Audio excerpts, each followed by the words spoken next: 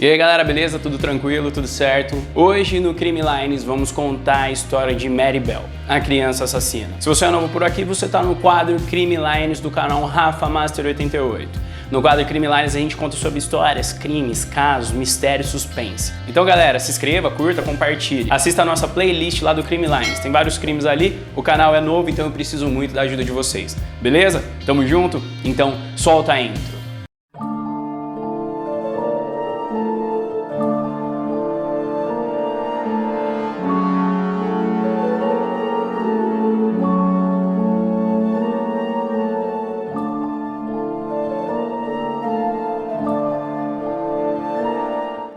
No dia 26 de maio de 1997, um bairro operário lá de Newcastle, que ficava no norte da Inglaterra, ainda fica. A jovem de 17 anos, Beth McCricket, uma prostituta usuária de drogas, após um relacionamento ali com Billy Bell, dá à luz a pequena Mary Flora Bell.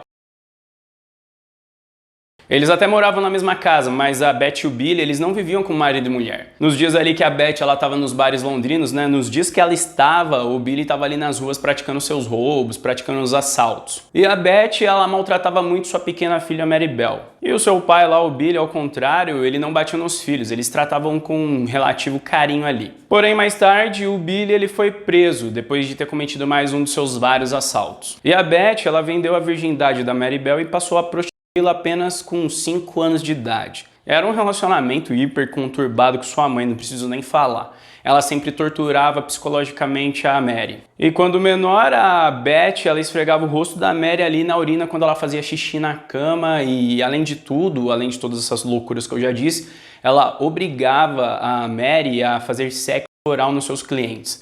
E ela muito a garota com anfetaminas e tentou uma vez matar ela. Uma vez não, ela tentou diversas vezes matar a Mary Bell. Para complicar mais ainda as coisas, quando Mary fez 11 anos, ela descobriu que o Billy não era o seu pai biológico. O único cara ali que ela tinha um certo carinho. E todo esse trauma ali afetou muito a Mary, que frequentemente torturava gatos, torturava cachorros ali.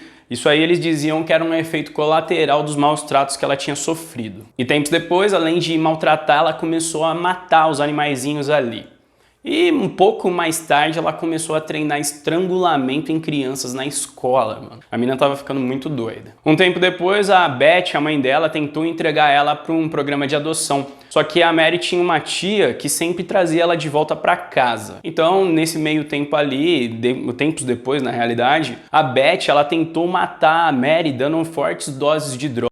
Tipo ali anfetamina, suplementos de ferro. E a Mary, ela foi várias vezes socorrida pelos seus parentes mais próximos ali. E quando eles confrontavam a Beth falava que nunca fez nada e não sabia o que acontecia com a Mary Bell. E os seus tios, eles acabavam não indo mais atrás dos eventos e deixavam ali as coisas como estavam, né? Eles não procuravam investigar a fundo o que realmente estava acontecendo. A Mary Bell, ela estava cada vez mais transtornada e ela ainda continuava descontando sua raiva nos animais. E além dos animais, ela pegava os brinquedos ali, quebrava a cabeça, fazia umas loucuras com os brinquedos. E um certo dia, a Mary, ela viu uma criança sendo atropelada por um ônibus. E depois disso, aquilo ali afetou ela muito forte. E ela perdeu totalmente o controle mental depois daquele evento e chegou até quebrar o nariz do seu tio com um desses brinquedos. E ela mudou totalmente seu estado psicológico, que já era ruim, para muito pior. A Beth provavelmente desenvolveu a síndrome de Munchausen, acho que é assim que se fala, que é um distúrbio psicológico que as pessoas elas colocam em risco a vida de outras pessoas, de outros seres, para poder dar mais adrenalina na sua própria vida. Deixava ali um sentimento ali de adrenalina, segundo o que eu pesquisei. E a Mary Bell, ela conheceu uma mocinha que se chamava Norma Bell, que apesar do mesmo sobrenome, elas não eram parentes. E elas se tornaram muito amigas e elas brincavam ali em um abrigo em desuso.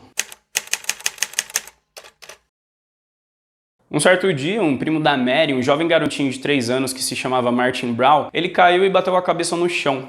Então ele sentou em uma cadeira ali pela dor e tudo mais. E quando ele se levantou, a Mary estrangulou ele e jogou do 2º andar de uma dessas casas ali que ela brincava ali com a Norma. Isso tudo era antes ou depois ali, poucos dias dela completar 11 anos de idade, igual eu tinha falado anteriormente. E mais tarde, 2 meninos ali procurando pedaços de madeira para poder brincar em uma dessas casas abandonadas, eles se depararam com o cadáver do Martin George Brown, que estava com sangue e saliva escorrendo pelo rosto. Assim que os 2 garotos alertaram alguns operários que estavam ali perto de uma construção, um deles tentou reanimar ali o menino, mas ele já estava morto quando ele foi encontrado. encontrado. E a Mary e a Norma, elas foram para o interior dessa casa ali para poder ver o corpo do jovem garotinho. Só que os operários eles não deixaram as duas entrar, afinal eles imaginaram que era um trauma muito grande para essas pequenas crianças. Os operários mal sabiam que aquilo lá era a obra das amigas Bell. A Mary e a Norma elas nunca falaram nada para os parentes do Martin, simplesmente elas disseram para a tia dele que o mesmo sofreu um acidente e morreu. Dias depois a Mary foi até a casa dos Brown dizendo que queria ver o Martin, mesmo sabendo que ele já estava morto. A sua mãe, a June Brown, disse que o garotinho havia morrido, porém a Mary respondeu: "Eu sei que ele está morto, eu só queria vê-lo no caixão." A June, ela ficou muito assustada, ela sentiu algo pesado ali no comportamento da Mary. Só que depois acabou não ligando mais pra isso aí caiu no esquecimento e a morte do garotinho foi considerada simplesmente uma morte misteriosa. No dia 27 desse mesmo mês, uns professores ali de uma creche de Scottswood, quando eles entraram na creche, eles encontraram vários bilhetes com mensagens e a confissão desse assassinato. E tava escrito assim, galera: "Eu mato para que possa voltar. Foda-se, nós matamos. Cuidado, Fanny e Fagot. Nós matamos Martin Brown. Foda-se, seu bastardo. Vocês estão ferrados. Nós matamos Martin Brown. Você, Beth, procure por aí. Há assassinos, Fanny e Fagot. Seus idiotas." E mais tarde, a Mary e a Norma, elas assumiram que vandalizaram a creche. Depois desses episódios, a escola instalou um sistema de alarme ali para poder tentar impedir esses novos atos ali. A polícia não acreditou inicialmente naquelas notas lá que dizia que a Mary e a Norma haviam matado o Martin Brown, porque além de serem somente crianças, a Mary era muito conhecida pelo seu transtorno mental. Ela sempre foi conhecida ali como uma jovem lunática e perturbada. No dia 31 de julho, a próxima vítima da Mary foi o pequeno garotinho de 4 anos de idade chamado Brian Howe.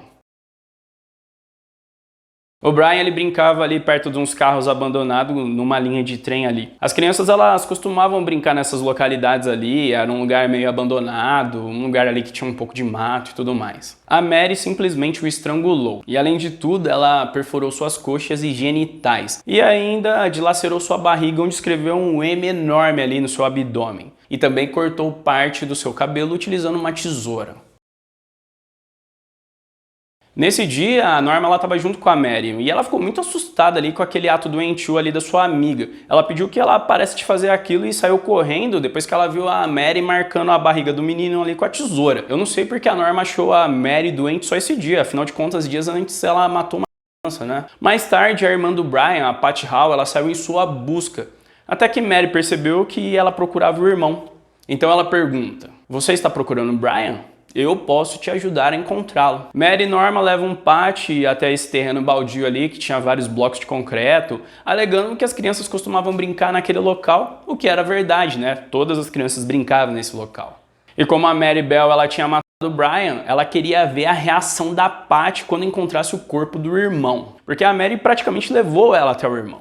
E o corpo de Brian foi encontrado às 11h10 da noite. Mary Bell conduziu a Patty até aquele local só para ver a reação dela. Chegando ao local, o cadáver do garoto estava coberto de grama. As investigações elas começaram no verão de 1968 e a polícia interrogou todos os moradores de Scottswood. Inclusive as crianças, porque eles imaginavam que elas poderiam ter visto alguém, alguma coisa ali, alguém junto com o menino. Um total de 1.200 pessoas foram ouvidas, e boa parte antes mesmo do enterro do jovem Brian. Porém, a família do menino alertou a polícia que dias depois de sua morte, mesmo sem saberem de nada, a Mary ela perguntava seguidamente sobre o menino, falava que sentia falta dele, que achava bom procurar entre os escombros do local ali perto de onde ele foi encontrado. E a família ainda disse que Mary e Norman haviam molestado o menino poucos dias antes de sua morte. E tudo aquilo era muito estranho, era muito sinistro, muito bizarro, claro, né? 2 crianças. E os investigadores inicialmente achavam que aquilo tudo era uma loucura. Afinal de contas, era apenas 2 crianças, 2 garotinhas novas, muito novas para poder ter cometido aquele crime. Porém, no primeiro interrogatório, as meninas deram respostas muito confusas e muito vagas. Primeiro, a Bell disse que estava presente quando o Brian foi morto por um menino que agrediu ele sem motivo nenhum. Mary, ela era totalmente articulada e ela se divertia, se esquivando das perguntas dos policiais e dando informações que os confundiam. E o que eles podiam fazer? Era uma criança, na verdade era um estava entrando na fase da adolescência, né? Entrando na fase da pré-adolescência, né? Mais tarde, peritos encontraram fibras de lã cinzas no corpo do Brian e no corpo do Martin. E as fibras cinzas eram compatíveis com a blusa de lã que pertencia a Mary. E as fibras marrons eram de uma saia da Norman Bell. Os peritos também analisaram a caligrafia dos bilhetes deixados nas creches vandalizadas e também confirmaram que eram as escritas da Norma e da Mary. Durante as investigações foram encontrados no diário de Mary Bell uma justificativa sobre a morte do Brian. Brian não tem mãe. Ninguém sentirá sua falta. Então a polícia interrogou as garotas novamente e elas mudaram suas versões, até que a Norma não aguenta e acaba entregando a Mary, dizendo que ela havia matado o Brian e que ela levou a Patty, sua irmã, até o local do crime. Mary e Norma foram presas no dia 7 de agosto de 1968. No dia do julgamento, a Mary se divertia com as suas duras acusações, inclusive chegou a afirmar que gostava de ferir os seres vivos, principalmente os animais que são mais fracos e que não tinham como se defender. E ela chegou a afirmar que queria ser enfermeira para poder furar as pessoas porque gostava de machucá-las. O promotor de acusação, Rudolph Lyons, ele comentou sobre o comportamento doentio ali da Mary. Ele falava ali que ela caçoava da dor dos familiares das vítimas e ainda culpou a Mary de influenciar a Norma nos atos ilícitos. E depois daquelas declarações, a Mary Bell foi condenada à prisão por tempo indeterminado, sendo submetida a avaliações psiquiátricas, né? Era uma criança, não podia fazer mais que isso. E ela foi descrita pelo psiquiatra Robert Orton, acho que é assim que se fala, ali no laudo que ele deu, como uma garota inteligente, manipuladora e perigosa, além também de exibir, sei lá, os sintomas de psicopatologia. E sem nenhum remorso, medo ou choro, a Mary ela ficou muito tranquila ao saber que ia ser presa e também não conseguia explicar por que havia assassinado os garotos. Mas eu acho que isso aí é tudo consequência de uma criação horrível, né? E ela morava com uma mãe que queria matar ela, às vezes era melhor ser presa na cabeça dela, né? Então no dia 17 de dezembro de 1968, a Norma Bell foi inocentada de todas as acusações ali. Ela teve uma redução sobre a sua responsabilidade nos crimes, afinal de contas ela foi influenciada por Mary. E a Mary Flora Bell foi condenada por homicídio e foi enviada para Red Bank Special United, que é uma clínica psiquiátrica, né? É uma clínica muito segura e ela ficou sob os cuidados de Jamie Dixon, que acabou sendo como um pai para Mary. E a Betty, a sua mãe, ela visitava a garota. Inclusive, um certo dia, a Betty se assustou com o visual da Mary ali. A Mary estava com o visual ali, cabelo curto, um pouco masculinizada. E ela disse o seguinte, galera: além de essa menina agora vai ser uma lésbica. Olha o que a mãe doida fala, né? Todo esse transtorno psicológico é culpa da Betty McCricket, né? Em 1973, Mary foi transferida para a prisão de Moorcourt Open, gerando alguns efeitos negativos nela, porque ela tentou fugir em 1977 e acabou tendo um relacionamento ali, onde perdeu sua virgindade. Mas é muito estranho esses relatos ali dela ter perdido a virgindade ali pelas minhas pesquisas, porque a mãe dela vendeu a virgindade dela, né? Foi um pouco confuso aí nessas pesquisas que eu fiz, mas era isso que eu consegui ver depois. E a Mary falou que queria engravidar mesmo desse namorado, só que o cara ele só queria vender sua história ali para tabloides ingleses. Lá na Inglaterra é cheio de tabloides sensacionalistas, né? Então o cara queria fazer uma graninha ali com tudo isso aí.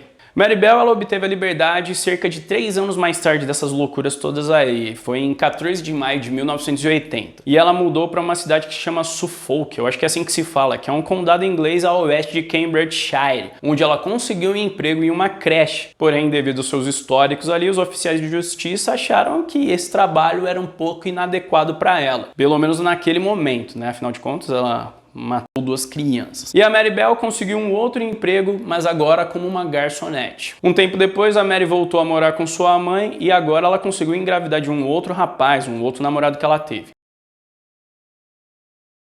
E logo surgiram dúvidas se ela podia cuidar do seu próprio filho. Então a Mary Bell conseguiu na justiça o direito de poder criar sua própria filha. Era uma garota, galera. E foi comprovado tempos depois que o tratamento psicológico surgiu muito efeito, pois a Mary se tornou uma amorosa e uma ótima mãe para sua filha. Que bom, né, galera? Ela conseguiu se tornar uma ótima mulher apesar de todo o seu passado negro. Tempos depois, Mary Bell solicitou judicialmente o seu anonimato, também para sua filha, né? Então, sua identidade foi mudada e o seu local de moradia foi mantido em sigilo ali para o bem geral de todos, eu acho. E aí, depois disso, foi criada a lei na Grã-Bretanha chamada de Ordem Mary Bell, a qual protege Mary e outros condenados de estabelecerem na sociedade, podendo ali mudar de identidade para poder não sofrer ali, sei lá, retaliações, né? A jornalista Gita Sereni, eu acho que é assim que se fala, ela escreveu um livro sobre a vida de Mary Bell chamado Gritos no Vazio. E acredita que o livro rendeu uma boa grana para Bell ali com os direitos e tudo mais. Só que esse dinheiro e o anonimato causou ali muita controvérsia, principalmente entre as famílias de Marty e do Brian lá, os jovens garotinhos mortos por Bell.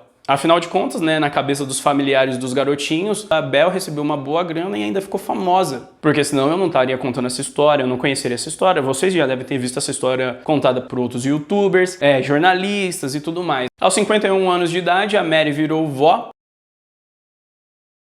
E hoje o seu nome e paradeiro são desconhecidos.